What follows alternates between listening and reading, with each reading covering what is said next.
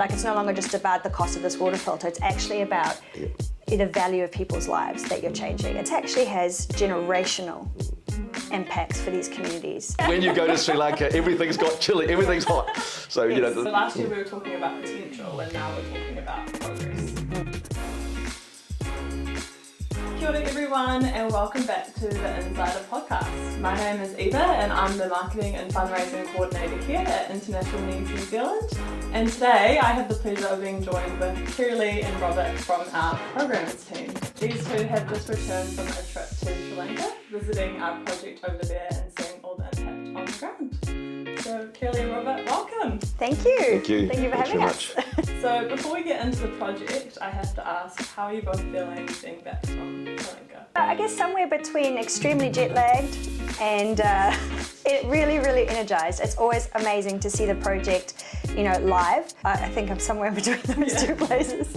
Yeah, like Kirli, it's great to be back. It's a bit cooler here than the 30 to 35 degree heat that we've been through. Pretty severe while we were there, but so it's a bit cooler, but nice to be here. Thanks. Before we get into it, Kirli, could you give us a simple overview of the Sri Lanka Project? So we are 1 year into a 3-year project, Strengthen Livelihoods and Living Water. And this project is across 3 villages in the southwest of Sri Lanka. We're basically doing 4 different activities, but the 2 activities are related to water and the other 2 activities are related to livelihood. So we are helping these villages out with providing drinking water and also water for agriculture. And then we are also helping with sort of livelihood inputs for farmers and also helping to create diversified income opportunities for women. Lots of moving parts, but... Yes, and all interconnected as well. Yeah, absolutely. The point of this project is to sort of take quite a holistic approach to addressing some of the major needs that these places have. We felt that it was important to sort of cover quite a few things in this project. And I know you guys visited the project last year when it had just started. Robert, could you give us a bit of an overview of what felt different this time? Well, it was actually amazing because, you know, we were both involved in what they call the early design stage of the project, and actually to see, you know, the things that you've talked about actually come to life is amazing. And I think that was the most impressive thing, that we were able to see wells that, you know, we looked at the budget for, the plans for, and now actually to see the communities around them accessing that water, to see agricultural wells that have been dug to be able to provide water for the agricultural and livelihood farming inputs. Self-help groups, which I think Kirli particularly was interested in, if you want to make a comment about those. Absolutely, we had a lot of time to sit down with the various women who were sort of starting off these self-help groups, and that was, it was pretty encouraging to see the enthusiasm for it and the women wanting to sort of be involved in participating in their own development as well. So that was really exciting to be able to sit and just talk with these women. Yeah. But last year we were talking about potential, and now we're talking about progress. What's happened on the water side of the project? So as I mentioned, we're doing sort of 2 water interventions across these 3 villages. So for the drinking water side, we are building tube wells in a village called Maragama. These are your standard hand pump tube wells, which are very easy for people to operate and very easy to maintain. So that's why it was important to us to give them something that was sustainable and not going to be too expensive for them to kind of keep up once the project finishes. And then we are doing, in another village called 5th Mile Post, we have distributed water filters. So in that particular village, there was water around, but the quality of the water was quite bad. And I say quite bad, like, you know, if we were to drink it, we'd be extremely ill. So what we did there is we were able to source water filters from a private company that was set up through the Sri Lankan Red Cross. And these are what's called clay pot filters. So it's a very basic filter, but you've got a clay pot where the water filters through, and that basically removes what we call turbidity, which is like physical parameters around the water, so like dirt and that kind of thing, and then also helps with some of the chemical stuff, any bacterial stuff that might be in the water as well. That's sort of on the drinking water side. Every family in 5th Mile Post was able to get a water filter, and we were actually able to distribute some to some of the local government offices as well, because we had extra, which was awesome. Those clay pot filters actually last 2 years. Yes, they so, do. And then it's amazing because basically after that time, the filter sort of stops. Somehow all the stuff that's gone through it stops the actual functioning of it. So they can't use it. And then they have a spare filter, which the project provided. So they've got effectively 4 years before they have to sort of supply their own. The clay pots can be sourced locally, so they know who to contact to get those. And we've got what's called like these usage charts, which sit in their homes, which is a very detailed explanation of how to maintain it, how to clean it, how to use it. So it's very robust, and people seem to be engaging with that really, really well. We've got our agricultural water. So we've identified 15 farmers in a village called KDG, and they are linked to a farming package, which Robert will talk about in a minute. And so for those 15 farmers, they need agricultural wells. So that's sort of that second part of the water. So we are in the process of building agricultural wells for these farmers. We've done 2 so far, and we'll do, hopefully the remaining wells will be done in the second year of the project. And that's really so that farmers can have an irrigation system to be able to supply water year round, which really will boost their ability to cultivate throughout the year, because Sri Lanka has what's called these sort of monsoon seasons and these dry seasons. And at the moment, farmers can't cultivate during the dry season, which is a huge loss of income for them, and they really struggle with food during that period. So this is a way to be able to provide consistent water throughout the year so that they can keep farming and produce income in those drier seasons. Because visiting, there's 2 farmers who basically got these large chili plots. Now, they're large in the sense that they seem large because they're only a quarter acre and they're fully fenced. And the question is, what's the fencing for? But actually, it's to stop insects coming in. You think insects might actually have the intelligence to fly over the fence, but they hit the fence and they can't get through it. So that's the amazing technology that's been available. So they basically provided training from the Department of Agriculture, an irrigation system from the well, as Kirali's described, providing a pump, and taught them pretty much about how to grow chili through hybrid seeds and be able to provide a significant harvest for these farmers. And we're hoping that this will be something that catches on to the wider community over time, but though the investment is fairly high in these particular farmers that have been selected. And why chili? So chili is what they call a cash crop. It's a fast-growing crop. Once the crop is actually planted and fully grown, it produces, I think, chilies maybe every couple of weeks they can harvest and sell. Wow. So the idea is to be able to sort of create sort of a maximum amount of income in a relatively short space of time. The other reason for chili is that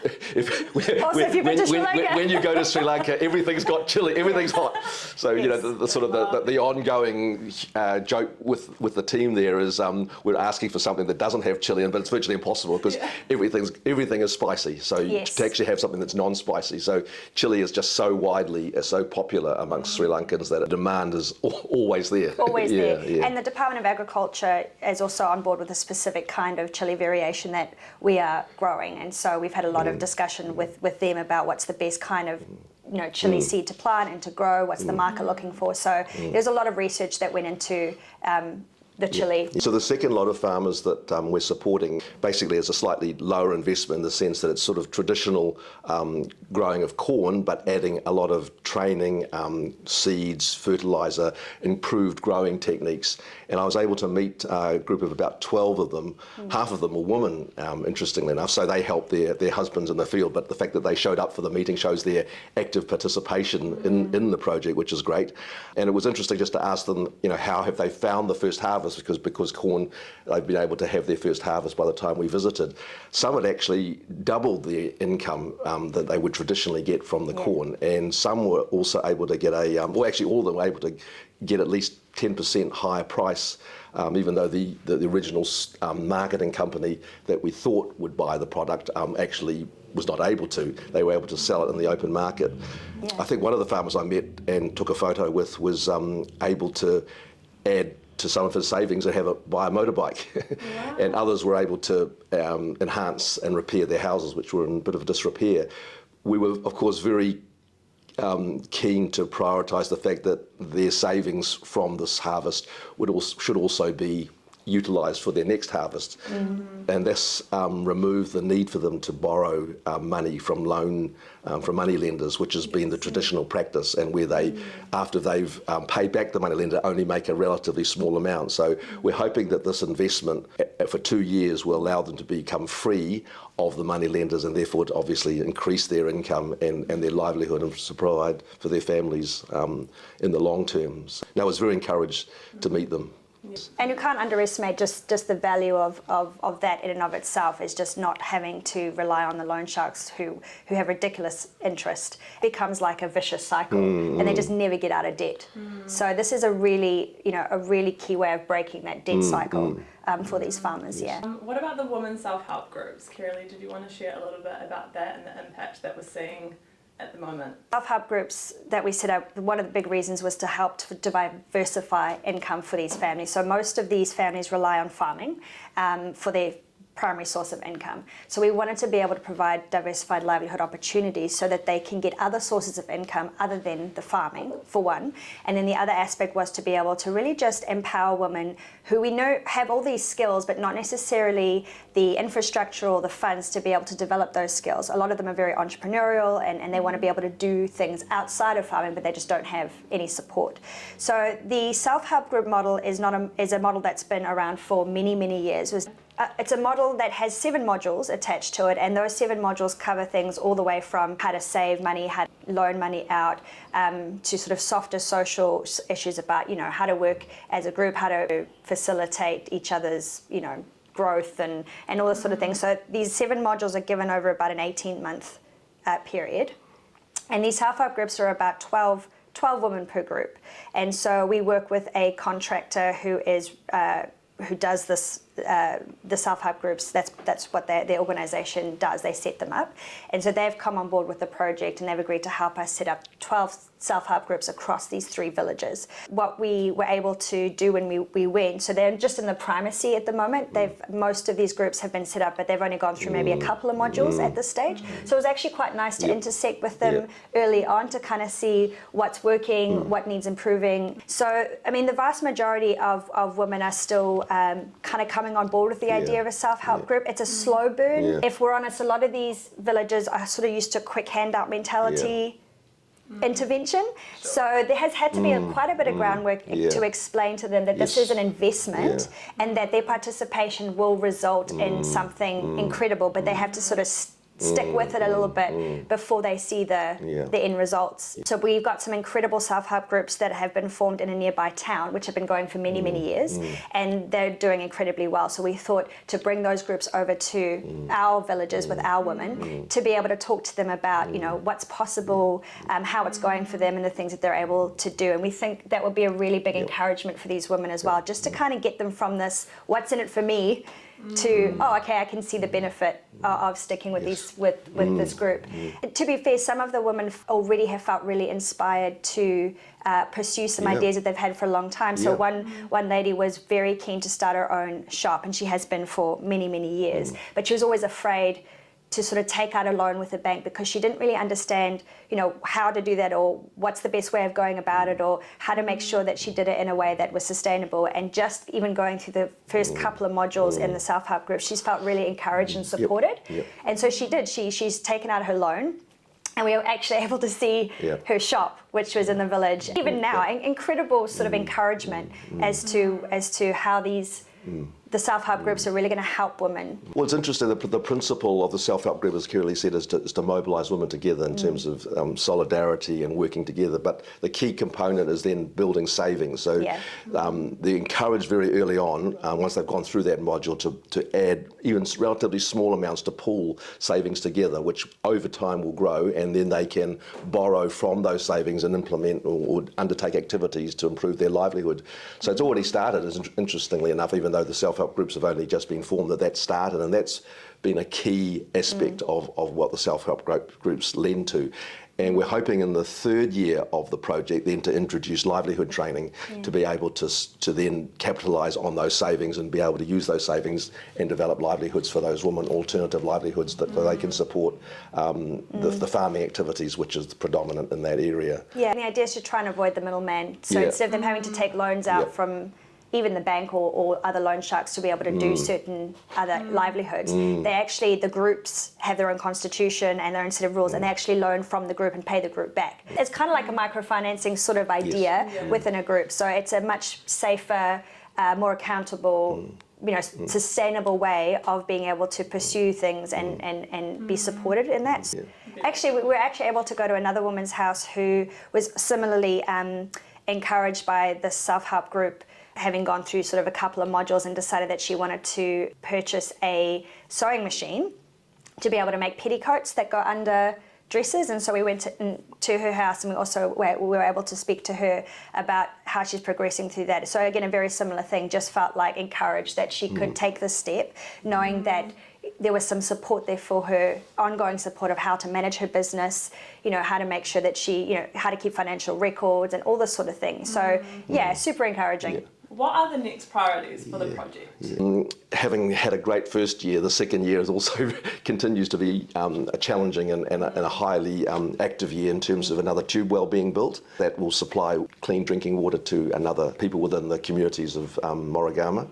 Probably the biggest challenge will be the digging of about 9 agricultural wells, as well as the pumps and the irrigation systems, because that was slightly delayed in the first year. The dry season is relatively short. It's about 4 to 5 months. It can be extended a little bit longer depending on when the rains come. So you've only got that time to be able to drill them, and you've got to get suppliers and contractors and masons and a whole myriad of contractors to be able to build that in a short time. And of course, everybody else in the whole wider district or province also has the demand on these people. So that will be the challenge. We're anticipating that it will work, but it will be a big job for the project to be able to finish that. The farmers that I mentioned before will have their second crop cycle around the corn, so that will be exciting to see how they manage with that, and we're expecting great results from that. I think the SHGs Kirrili's alluded to will be further developed in all the activities and savings. We trust will continue the finalisation of the last self-help group, which is needed to be formed, and then just continuing working with the women. With the chili farmers, they'll be planting their first seeds and I guess having a number of harvests. Yeah, which I think it takes about 3 months, for the plant to fully mature, and then they can basically harvest every 2 weeks for about a 6-month period. Wow. So linking those farmers into a company which we've been connecting with over time, who will be able to sort of purchase that chili at, we believe, a good market price and be able to on-sell that. So that's a key part of the project, is to be able to find markets for the chili, which we know are there, but obviously getting your product from the ground, from the farm, into the market is part of what this company will provide. I'd love to talk about the opening ceremony of the chili fields. Robert, did you want to share the story? Yeah, that was quite an event. There was a lot of people that gathered, people from district government, officials, agricultural, Department of Agriculture, local farmers obviously, people in the community. All the different stakeholders that have been part of this project came. It was a rather long number of. It's amazing how we in English have a relatively short number of words, but in Sinhalese they become like 10 times longer. So what you would think might be an hour type of ceremony became 3 hours, and this is under a very sort of polystyrene tent, which became hotter and hotter as I stood there, and there was drinking water bottles, and I think I drank everybody's drinking water because I was literally just melting away in the heat. But they seem to be very resilient. But obviously, as someone visiting, we need to be able to hydrate, and that's really, really important. It was so funny because when I came to do my speech, which was obviously to represent International Needs New Zealand, already the sun was very high in the sky, and so where they were originally in the early morning was relatively close, but as the sun rose, the front row kept on moving to the back row, so they got further and further away from me. So I'm looking, where is the crowd, but they're moving because the shade of the tree had been lost because of the moving of the sun. So that was interesting to have a crowd that sort of actually was on the move, literally from the speaker. It was quite an event, and it was just great to be able to celebrate the the chili, the planting of the chili seedlings, and it was great to have the community there, and everyone was supportive of that, and it's wonderful. But it was very, very hot under the sun for 3 hours. Yeah, I imagine it's such an exciting time for these people to see this new beginning. Especially for you guys, given all the planning going into it to be there. Yeah. One of the things that was really moving for me was being able to see visiting the houses that had received water filters.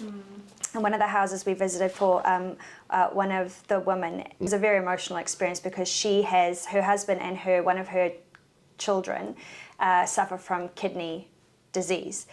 They, obviously they have to go to the doctor fairly regularly for scans and that kind of thing. And she said that they'd been using the water filter for a number of months now, and that the most recent scans that they had for her husband and her child, the doctors had said were markedly improved from the previous month. So she was just really so thankful to us for that water filter, and it just really reminded me how, something as simple as a filter, just to filter water, has massive health implications for people, and it's a relatively small thing, but the impact of it is 20-fold, or you can't even measure it. It's unmeasurable.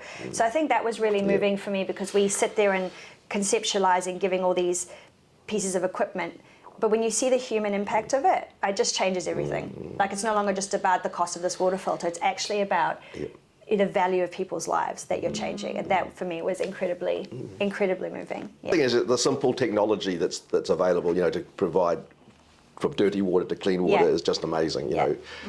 Just very moving to hear her story and to realise the huge health implications for her family, and just her gratitude was very touching. I was thinking, having to, you have to have water every day to survive. But as a mother, if I had to knowingly give my child dirty water every day just because I had no other choice, I can't even imagine the angst that the position that puts you in as a parent, knowing that it's actually doing damage, but that your child can't have no water. It's just so hard for us to fathom what living like that on a daily basis is like, and then having to receive a water filter knowing that has fixed your problem.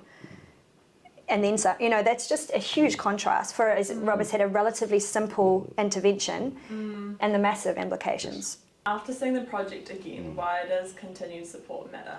1 year into a 3-year project, and we've had some incredible generosity from our donors that has allowed us to start really strong.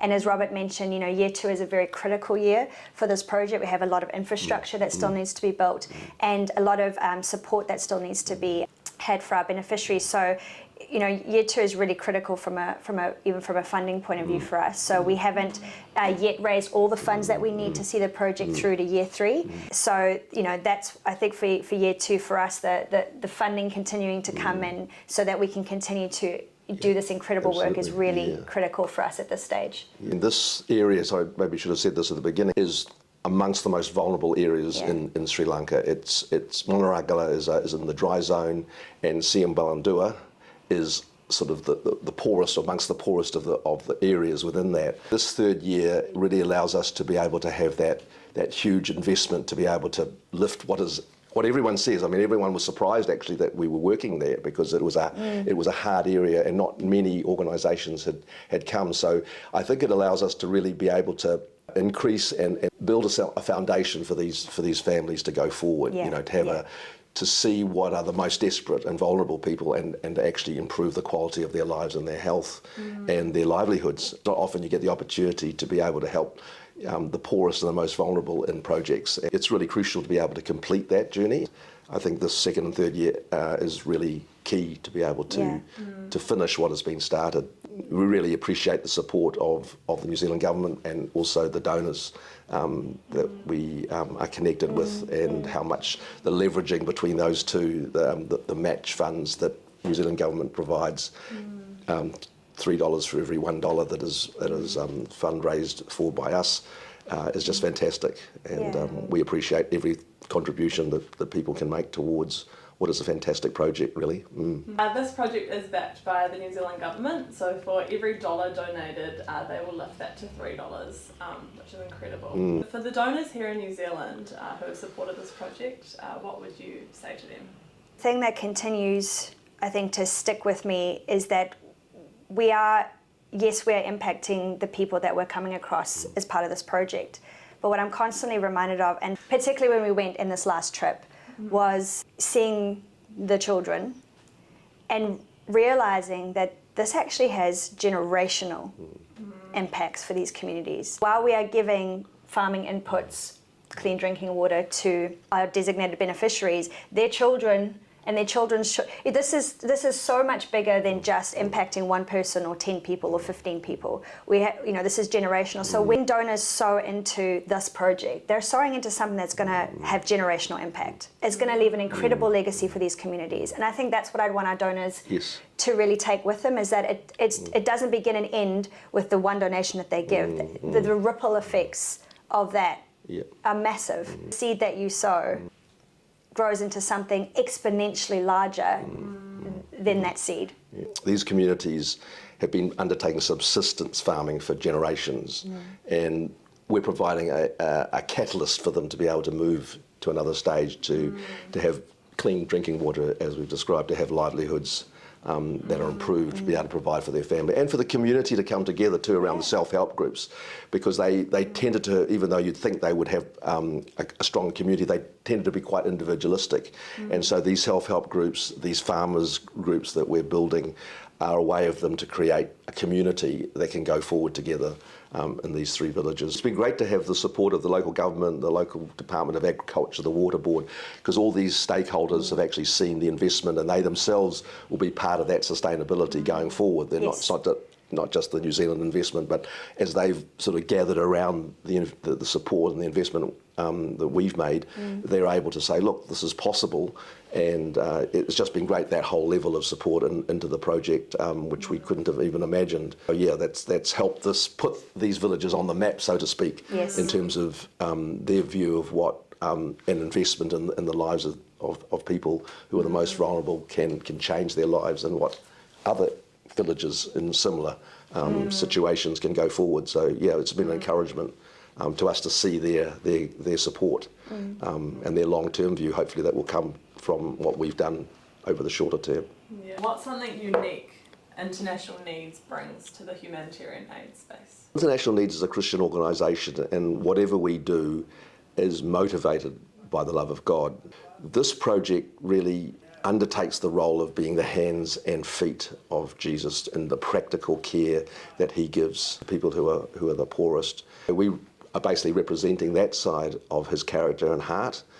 And really, but for our ability to give humanitarian aid, we wouldn't even be able to work in areas like the ones we're working in now, in communities that we would otherwise have no access to. That's why we love projects like this. Incredibly grateful for the New Zealand government and their partnership with us, and to be able to do projects like this, and as well as our incredible donors who have supported us thus far. And so, yeah. Thank you guys so much for sharing today, and yeah, it was really special to hear about the trip and what the progress that has happened since your trip last year. And I guess it's really highlighted to me, and I'm sure to our listeners today, that we do really need to keep progress going. The momentum is really needed. To learn more about the Sri Lanka Project, you can find the link in our description, and if you'd like to donate, there is a link there also. Thank you to all our listeners for tuning in today. Yeah, like and subscribe, and we will see you next time. Bye! What's thank you in Sri Lankan? Stuthi. Stuthi.